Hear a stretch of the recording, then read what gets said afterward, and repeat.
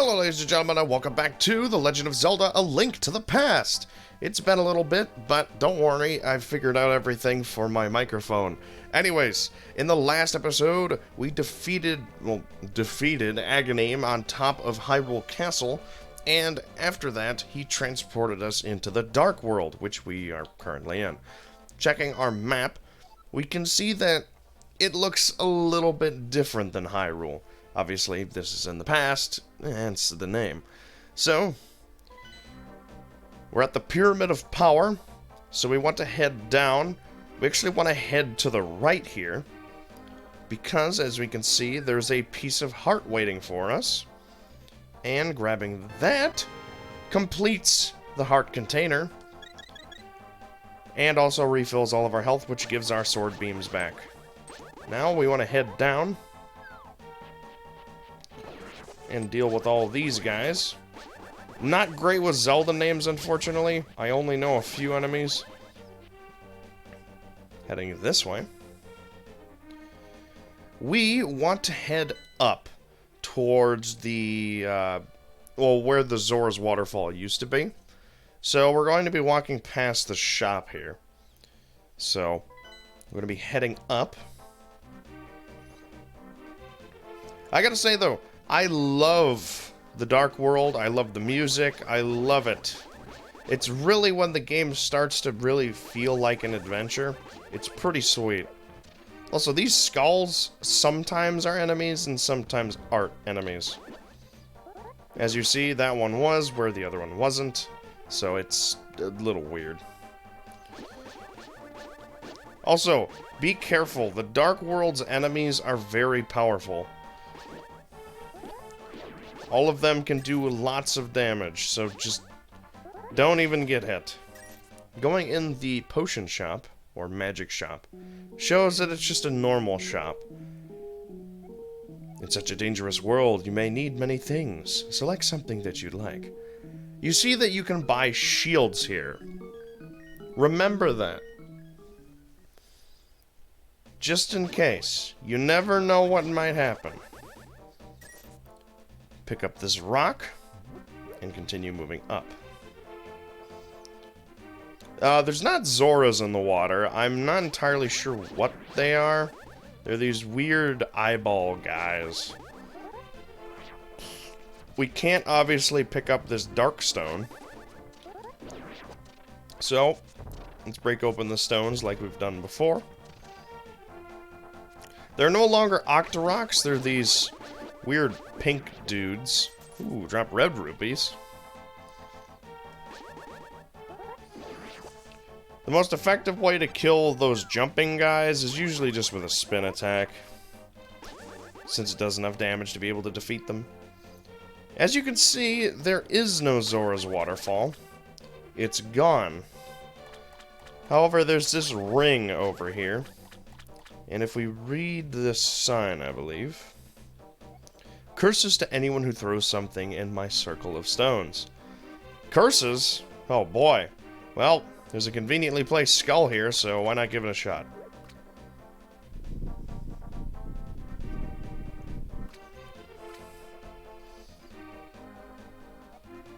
Was it you who disturbed my peaceful nap?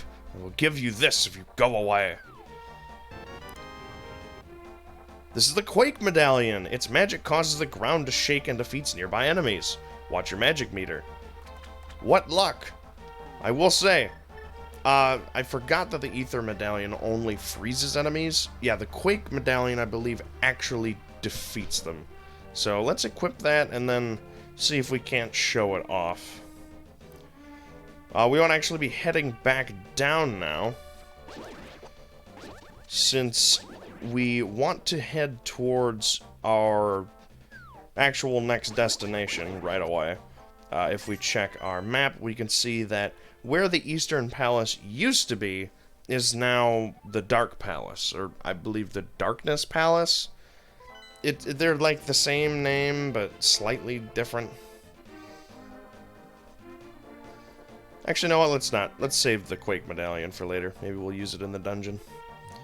Ugh.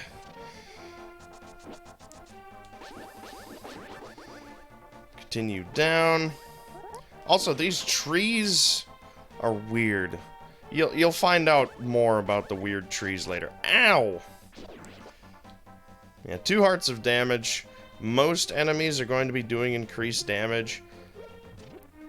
I don't think it's just because of the fact that they're in the Dark World. That might just be how the enemies are. I'm not entirely sure. Who knows? But now that we're in the Dark World, once I get closer to the palace, we'll show that off. Is that we've been in the Dark World before, up at Death Mountain, and we've been able to magic mirror out of it. Which we can, of course, still do. So if we were to, let's say, magic mirror right here,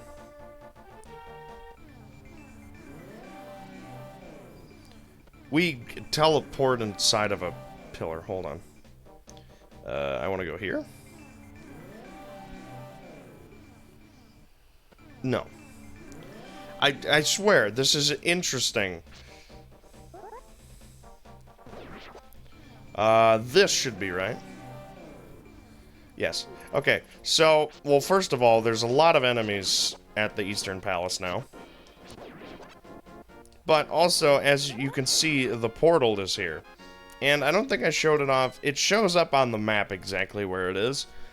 Now, you know how we took the portal, like the actual Dark World portal, to up here on Death Mountain?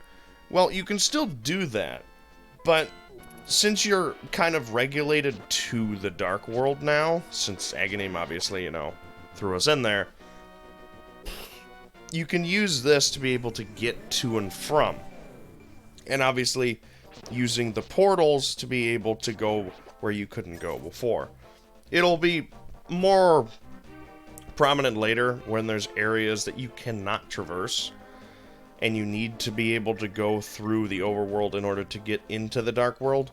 Or the Light World, I guess. These are technically both overworlds. There's a Hinox here. These guys are pretty tough. They do not stay dead, or they don't stay stunned, and also they throw bombs, and they have a lot of health.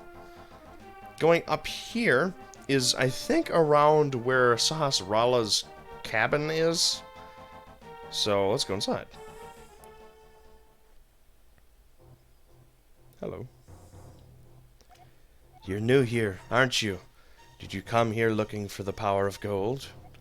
Well, you're too late. It will obey only the first person who touches it. The man who last claimed the power of the gold wished for this world. It reflects his heart. Yes, I came here because of the greed of the golden power, and look what happened to me. To restore this golden land, a person worthy of the golden power must defeat the man who created this place. Until that time, I am stuck in this bizarre shape. But what a mischievous thing to leave lying around. The power of gold. Triforce. Well, apparently the Dark World turns you into a tree. I'm not entirely sure why that is. We actually have one of the dashable walls up here. And inside we can grab ourselves some hearts for our troubles. And head back outside. So, in order to get into the Dark Palace, you have to go through a little bit of a maze. Not only do you have to go... Oh, not... These guys are mean, because they don't get chased away like crows do. So we want to go through here. And you can follow these arrows on the ground. So... we're going to be kind of going all the way around and through these little underpasses. Also, no, this isn't anything. It just looks like there is. Going all the way around. And we can go through here. Oh, wait, no, we want to go down. And I believe we want to go through this path. Now, you can see Link through here, and you can kind of tell where you're able to walk because it has this little see-through mesh So you can see that I can walk all the way through here, but you can also walk like down here and around in different places. So it's not... Oh, hello, monkey. I forgot about you. I'm Kiki, the monkey, Kiki. I love rupees more than anything. Can you spare me 10 rupees? What will you do? Say yes. Make sure that you bring at least 110 rupees before you come here. I probably should have said that before. You most likely will, because running out of rupees is fairly difficult in this game. Kiki, Kiki. Good choice. I will accompany you for a while. Kiki, Kiki. Continuing on, we have a Hinox. If I could... you can set off those bombs, actually, with your sword beams, which is interesting. Also, the fact that you can set off the bombs with your sword as well, so be careful when you're slashing all willy-nilly. Here we go. And just a little bit farther. And I don't think there's anything down here, no. These weird... I don't know what these weird blocks are for. I don't think they do anything. They're just purely decorative. Going up. Kiki. If you give me 100 rupees, I will open the entrance for you. Kiki. This is why you need the rupees. You cannot get into the Dark Palace without them. Kiki, good choice. Then I will get 100 of your rupees. Kiki. Our friend Kiki jumps up and presses this switch, weirdly put on top of the roof. Don't know why. And that will open our way to the Dark Palace. Unfortunately, I don't think there's anything else for us to do right now. So we're probably just going to end the episode here. I know it was really short and there wasn't a whole lot to do right away in the Dark World. I mean, I do love the Dark World and all, but until we open up a little bit more of the area by gaining certain items, we can't do a whole lot. And I didn't want to start the dungeon while also introducing it, so it's going to be kind of awkward. But in the next episode, we will be tackling the Dark Palace. So, until then, see you guys later, have a good one, and bye-bye.